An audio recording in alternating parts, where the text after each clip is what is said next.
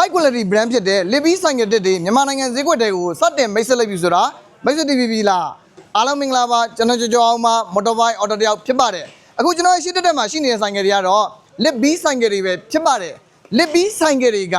ဘယ်ကနေပေါ်ပေါက်လာလဲလို့မေးရင်တရုတ်နိုင်ငံရဲ့နာမည်ကြီးဟောက်ဂျင် brand ကနေမွေးထုတ်ပေးလိုက်တဲ့ brand ခွဲပဲဖြစ်ပါတယ် Libby ဆိုင်ကတွေကဟောက်ဂျင်ကထုတ်လုပ်ပေးလိုက်တာမို့လို့ဟောက်ဂျင်ဆိုင်ကတွေနဲ့အကုန်လုံးအရေးတွေအတူတူပဲဖြစ်ပါတယ်အခုဆိုရင်မြန်မာနိုင်ငံဈေးကွက်တွေကိုတရားဝင်စတင်မိတ်ဆက်လိုက်ပါပြီ Libby ဆိုင်က brand ကမြန်မာနိုင်ငံမှာဘလို့ပေါ်ပေါက်လာလဲလို့မေးရင်မွန်ပြည်နယ်ရဲ့မြို့တော်မော်လမြိုင်မြို့မှာအခုဆိုရင် SKD စစ်ရုံစရှိနေပါပြီအဓိကတော့မင်းဦးမော်တာမြန်မာနေ Libby ဆိုင်ကတွေကို SKD စစ်ရုံနဲ့မော်လမြိုင်မြို့မှာထိုင်ပြီးမှအခုစတင်မိတ်ဆက်ဖြန့်ဖြူးရောင်းချပေးတော့မှာပါဒါကတော့ကျွန်တော်တို့မြန်မာနိုင်ငံအတွက်သတင်းကောင်းပဲဖြစ်ပါတယ်အခုကျွန်တော်ရှိတဲ့မှာရှိနေဆိုင်ကတော့ Libby Heroin 125ဆိုင်ကပဲဖြစ်ပါတယ်ဒီဆိုင်ကတော့ engine power 125cc နဲ့ပါခင်ဗျာအဲ့ဒါဟိုမှာမြို့ပေါ်ကြီးတင်မကပဲနေဒေတာတွေပါစီးနှင်းနိုင်အောင်လို့ carburetor တိုက်နဲ့ထုတ်လုပ်ပေးထားတာပါဒီဆိုင်ကတော့အမြင့်ဆုံး top speed 85 km လောက်ထိဆွဲလို့ရမှာပဲဖြစ်ပါတယ်စီတိုင်ကြီးကတော့ 4.5 လီတာထိဆက်မှာပါခင်ဗျာမှန်တိုင်းပြောရင်ဒီ Libby Heroin 125ဆိုင်ကဟောက်ဂျင်ကထုတ်လုပ်ပေးထားတာမို့လို့ဟောက်ဂျင်ဆိုင်ကတွေနဲ့အရေးအတွေ့အကောင်းဆုံးနဲ့စီးနှင်းဝင်ရမှာပဲဖြစ်ပါတယ်အဲဒါကြောင့်မလို့ Libby က high quality brand လို့ခေါ်ဆိုတာပါခင်ဗျာအခုဒီဆိုင်ကကိုလည်းဒီအပိုင်းမှာပဲမြန်မာနိုင်ငံဈေးကွက်ထဲမှာစတင်ရောင်းချပေးတော့မှာပါအခုကျွန်တော်ရှိတဲ့မှာရှိနေတဲ့ဆိုင်ကတော့ Libby Neon 125ဆိုင်ကပဲဖြစ်ပါတယ်ဒီဆိုင်ကတော့ထူးထူးခြားခြား 125cc ကိုမှ EFI တိုင်းနဲ့ထုတ်လုပ်ပေးထားတဲ့ Ecoly system နဲ့ပါခင်ဗျာကျွန်တော်တို့မြန်မာနိုင်ငံဈေးကွက်ထဲမှာဝင်ရောက်နေတဲ့ auto ဆိုင်ကတွေကိုလေ့လာကြည့်လိုက်တဲ့အခါမှာ EFI တိုင်းနဲ့ဆိုတာလက်ချိုးရည်လို့ရတယ်ဒါက EFI တိုင်းနဲ့ဈေးကွက်ထဲကိုဝင်ရောက်လာတာပဲဖြစ်ပါတယ်မြင့်ဆုံး top speed ကတော့88 km လောက်ထိမောင်းနှင်သွားလာလို့ရမှာပဲဖြစ်ပါတယ်ထပ်ပြီးမှထူးခြားသွားတာကစီတိုင်ကြီးက10 လီတာတိတိဆက်မှာပါအကြမ်းမြင်ပြောရရင်တော့တကားလန်ခွဲလောက်ထိစီတိုင်ကြီးကဆက်မှာပဲဖြစ်ပါတယ်ဘယ်လောက်ထိကောင်းတာသလဲမှန်တိုင်းပြောရင်များတော့အပြင်တော့စီတိုင်ကြီးတွေက4 လီတာဝန်းကျင်ပဲစမ်းကြတာများတယ်အခုကတော့6 လီတာဆိုတော့ဒါတကားလန်ခွဲလောက်ဆက်မယ်တခါအပြည့်ဖြည့်ထားရင်ဒါစိတ်ကြိုက်အကြာကြီးမောင်းနှင်သွားလာနိုင်မှာပဲဖြစ်ပါတယ်ပြီးတော့ထူးခြားသွားတာက EFI တိုင်းနဲ့ဖြစ်တဲ့အတွက်စီစားနှုန်းကတော်တော်ကြီးကိုတက်တာလွန်းတာပါ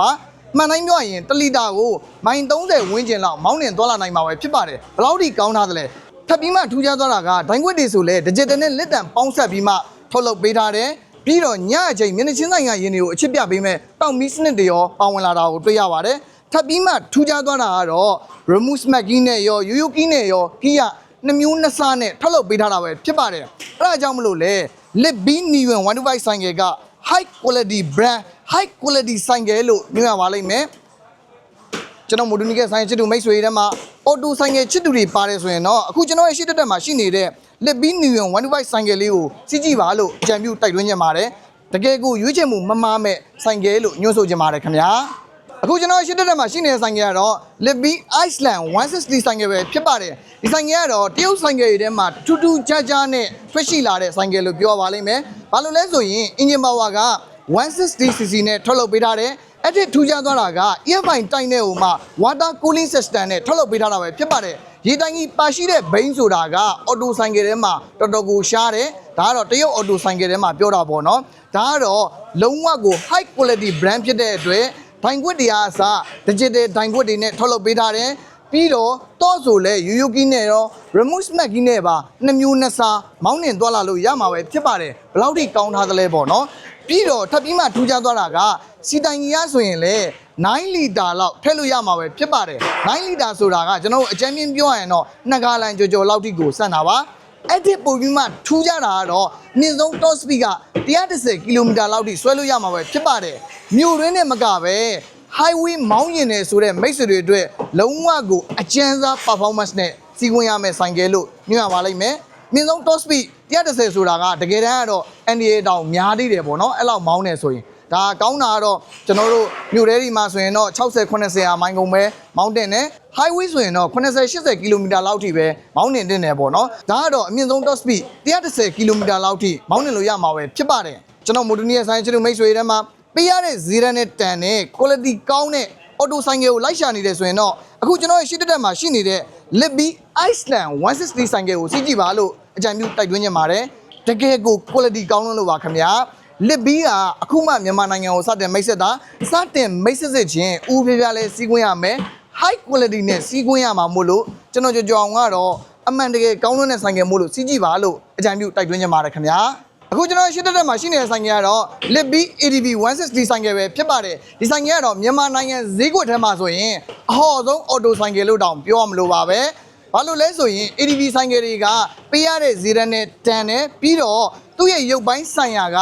luxury center ကိုတွေ့ရပါတယ်အထူးသဖြင့်တော့ highway မောင်းတဲ့သူတွေတော်တော်များများကြိုက်ကြတဲ့ဘိန်းလို့ပြောပါလိမ့်မယ်ဒီဆိုင်ကယ်ကတော့ engine power 160cc နဲ့ထုတ်လုပ်ပေးထားတယ်အဓိကထူးခြားသွားတာကတော့ engine power 160cc ကိုမှ EFI တိုက်နဲ့ထုတ်လုပ်ပေးထားတာပဲဖြစ်ပါတယ်ပြီးတော့ရေတိုင်ရီစနစ်ပါရှိလာတာပါသူ့ရဲ့အမြင့်ဆုံး top speed ကတော့110 km လောက်ထိမောင်းနှင်လို့ရမှာပဲဖြစ်ပါတယ်စီတိုင်ကြီးရဆိုရင်လည်းဒါခလဲကောင်မှာစီတိုင်ကြီးပါရှိတယ်ပေါ့နော်စီတိုင်ကြီးကတော့10လီတာလောက်ဆက်မှာပဲဖြစ်ပါတယ်10လီတာဆိုတာကတော့အကြမ်းမြင်ပြောရမယ်ဆိုရင်တော့2ဂါလံခွဲလောက်စီရထည့်လို့ရမှာပါ highway သွားလာတဲ့အချိန်မှာဆိုင်ကယ်မောင်းတဲ့သူတွေရှေ့ရင်ဘက်ကိုလီမတိုးအောင်လို့ပေါ့နော်ရှေ့မှာဆိုရင်လီဂါမန်လျောပါရှိတာတွေ့ရတယ်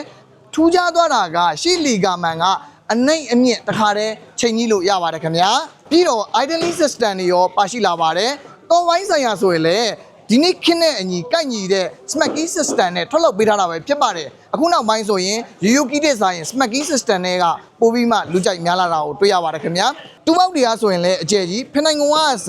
းရှေ့ရစီးနှင်းသူဘက်ကတော့နည်းနည်းနှိမ့်မယ်နောက်ပိုင်းကတော့ luxury sensor နဲ့အနှဲငယ်ပုံမြင့်ထားတာကိုတွေ့ရပါတယ်စီတိုင်းကြီးအဖုံးနဲ့နောက်မီခွဲအပေါ်ဘက်မှာဆိုရင်လည်းကာဝင် fiber တွေနဲ့အလားဆင်ထားတာကိုတွေ့ရတယ်ထပ်ပြီးမှထူးခြားသွားတာကနောက်ပေါက်ဆိုရင်လည်းဖောက်နှစ်ချောင်းနဲ့ထုတ်လုပ်ပေးထားတာပဲဖြစ်ပါတယ် gas ပေါက်နှစ်ချောင်းနဲ့ပါခင်ဗျာဘာလို့အဲ့ဒီလိုပြောရတာလဲဆိုရင်အခုနောက်ပိုင်း auto ဆိုင်ကယ်တွေကဖောက်တစ်ချောင်းနဲ့လာတာကိုတွေ့ရတယ်အခု ADV 160ဆိုင်ကယ်ကတော့အချိုးအကွေ့တွေမှာအထူးသဖြင့်တော့လမ်းအချိုးအကွေ့တွေမှာဆိုင်ကယ် slip ဖြစ်နိုင်ကြီးညော့နေအောင်လို့အည်တွေးကောင်းတဲ့ gas ပေါက်နှစ်ချောင်းနဲ့ထုတ်လုပ်ပေးထားတာပဲဖြစ်ပါတယ်အဲ့ဒါကြောင့်မလို့လမ်းအချိုးအကွေ့တွေမှာအန်ဒီရဲ့ကင်းနဲ့မောင်းနေခြင်းနဲ့အမြင့်ဆုံး top speed ကလည်း110 km လောက်ထိထွက်တာမို့လို့ကျွန်တော်မူတူနီရဲ့ဆိုင်ချစ်တူမိတ်ဆွေတွေထဲမှာ luxury sun နဲ့ highway မောင်းလို့ကောင်းတဲ့ဆိုင်ကယ်ကိုလိုက်ရှာနေတယ်ဆိုရင်တော့အခုကျွန်တော်ရဲ့ရှိတက်မှာရှိနေတဲ့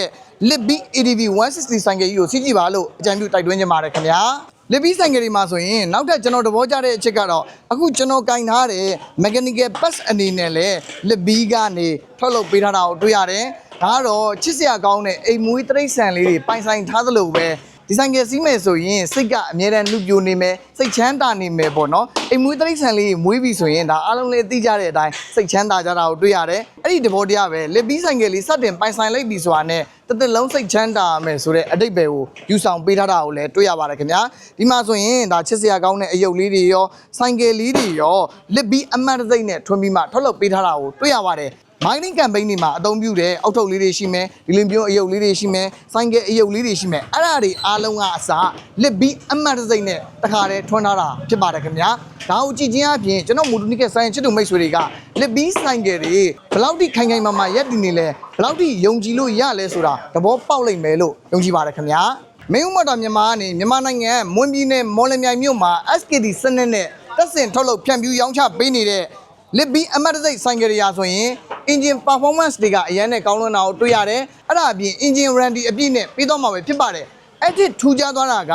3S အဆင့်နဲ့ဝန်ဆောင်မှုပေးသွားမှာပါ 3S ဆိုတာကတော့ရောင်းချပေးတာအပြင် C service spare part ဆိုတဲ့ 3S အဆင့်နဲ့ဝန်ဆောင်မှုပေးသွားမှာပဲဖြစ်ပါတယ်ကျွန်တော်တို့အယောင်ရောစားပဲ့ရောအပူပစ္စည်းတွေရောတခါတည်း supporting ပေးသွားမှာပါခင်ဗျာအခုဆိုရင်ဒီဆိုင်ကယ်၄မျိုးနဲ့ပတ်သက်တဲ့အပူပစ္စည်းတွေရောတခါတည်းတင်သွင်းလာပြီအဲ့ဒါအပြင် after sales service ပါမကြာမီမှာတခါတည်း supporting အပြည့်အဝပေးသွားမှာပဲဖြစ်ပါတယ်လက်ရှိဈေးကွက်ထဲမှာလိုအပ်ချက်ဖြစ်နေတဲ့ 3S အဆင့်ဝန်ဆောင်မှုကိုအခုဆိုရင်မင်းဦးမော်တာမြန်မာကနေ 3S အဆင့်နဲ့အပြည့်အဝ supporting ဝန်ဆောင်မှုပေးသွားတော့မှာပါခင်ဗျာဘယ်လောက်ထိကောင်းထားသလဲပေါ့နော်ဒါကတော့တကယ်ကိုသတင်းကောင်းပဲဖြစ်ပါတယ် high quality brand လေးစီးနှင်းဝင်ရမယ်စီးနှင်းပြီးရင်လည်း after sales service အတွက်မပူရဘူးအပူပစ္စည်းအတွက်မပူရတော့ဘူးပေါ့ဗျာဘယ်လောက်ထိကောင်းထားသလဲပေါ့နော